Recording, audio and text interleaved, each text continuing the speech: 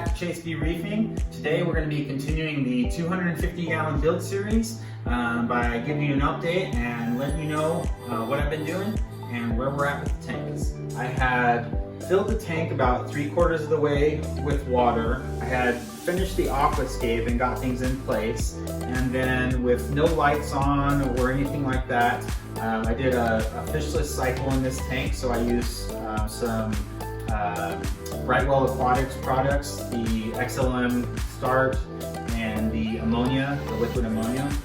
And I used those products for about 3 weeks. That's what's been going on the past 3 weeks in this tank, and just let it cycle in anticipation of knowing that I'm going to connect it to the rest of my system. I wanted to give this dry rock some time to just get some beneficial bacteria built up so that it wouldn't be such a shock to the system, even though I do anticipate that it's going to shock the system a little bit.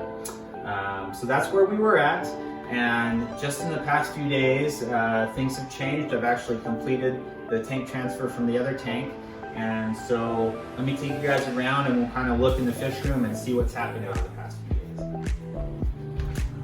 So we're down in a, might not look like it, but a much more cleaned up fish room. Just in the past few days, we've taken down the 125 gallon display, which was here. That was just the standard 6 foot by 2 foot by 18 inch 125. Repurposed the stand into like a workbench area now, so kind of cleaned up some of that, and just have like test kits and foods and fragging stuff all right there. And what we did with all the stuff that was in that tank was kind of break it down and moved it mostly into these tanks, and just a little bit of overflow into the 250 gallon system. But what I did was try to salvage as many coral colonies and frags as I could off the rocks and put them into the frag system.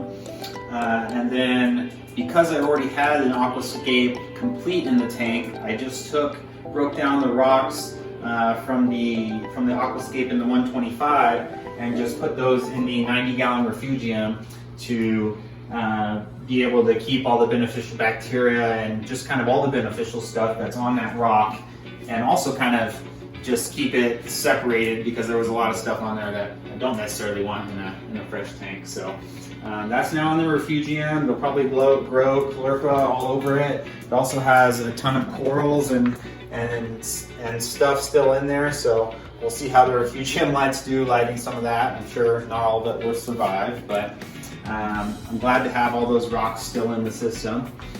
And then we have the frag tank, which all the corals are now kind of in holding in there. And what I'll be doing over the next little bit is just kind of picking and choosing which corals are ready to go over to the main system, and we'll get that kind of aquascaped and coral scaped kind of exactly how we want it. But right now I'm letting things just hang out and kind of recover from the transfer. It was a lot of work the last few days, but for the most part we're done, and we're kind of moving on to building up the new tank. So real excited about that, and I hope you guys keep watching and keep following my videos. If you want to check out the corals from the 125 gallon system, you can check out one of my first videos, which was the last look at that. It's kind of a top down of all the corals in there.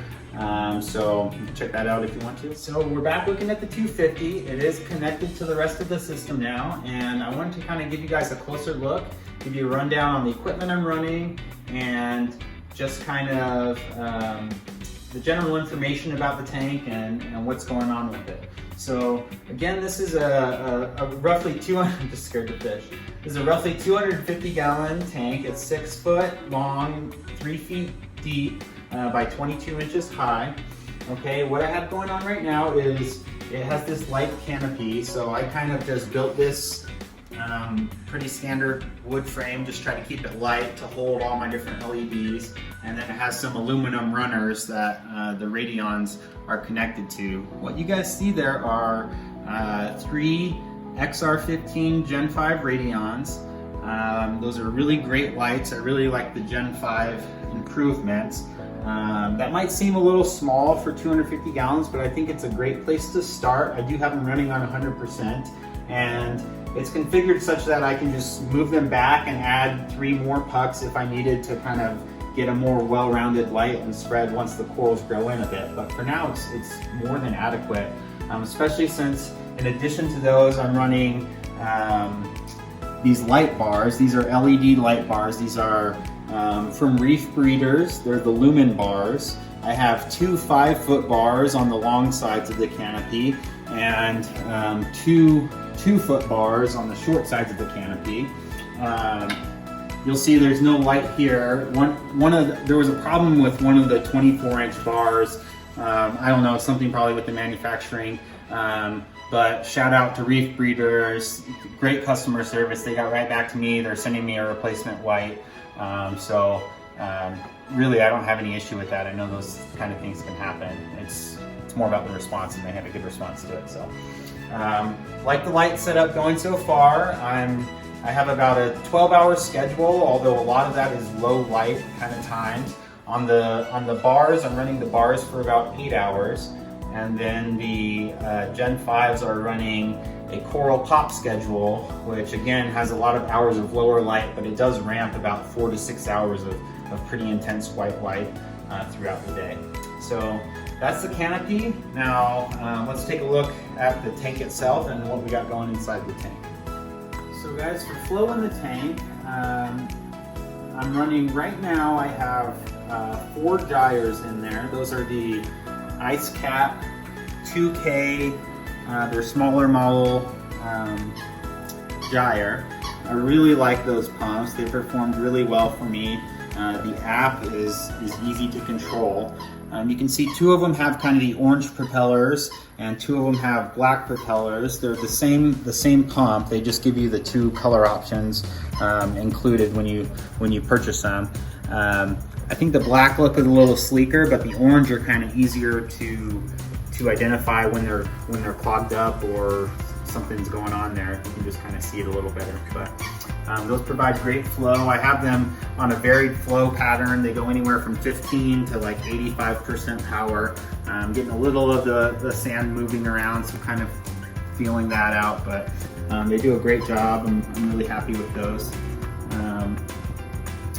And then we have the livestock that you can see in the tank. So I've just moved some corals over. This is kind of one of the more complete parts, is this LPS rock. It just has some hammer and some torch and some frog spawn actually, all kind of incorporated into that circular rock there. And then some of these other corals I have are some of the corals I've had for years and years. There's a large tongue coral here. That's about the size of my hand, fully extended. Had that for about 8 years. And then behind it, there's a pagoda cup coral. That's a really nice coral. I really like that one. The polyps grow really tight together on that version of it, so I really like that. If we come around to the other side of the LPS rock, I have a really old war coral that's, I'm just gonna continue to always give space because it'll put out about 6-inch stingers. So that thing will get its due space. Got a couple callus frags just trying to survive the tank transfer here, little zoa. So just transferring over some of the LPS for now. I'm letting the SPS kind of sit in the frag tank and settle a little more. They get a lot of light and good flow in there, so don't have any problem leaving them in there. Got some acans that I moved over. You can see a couple different varieties there. An orange plate coral, which is my wife's coral. There's a bigger Lobophilia to the left there. And then you can see the Miyagi tort.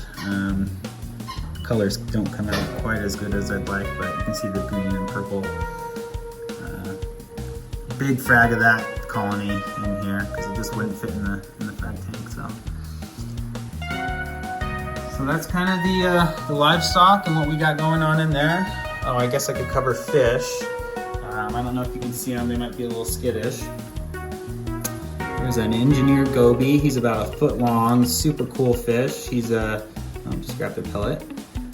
He has already dug out a cave under the rock there, so really cool to see that happen over the last few days. We got the Tomini tang coming in and out of a frame there. And then, of course, this really shy fox face is gonna hide in the cave over there. You might see him come out to the left. Yeah, there they are. So those are the 2 large fish that I transferred from the 125. There was another tang that I put in the frag tank, and then a second tang that I put in the refugium just because they didn't quite all get along. So, oh yeah, don't let me forget Mr. Lawnmower Blenny there. He's been checking out all the different places he can perch in the tank, which right now is pretty much everywhere. So everyone's doing well, everyone's happy. The transfer went pretty smoothly, so that's it.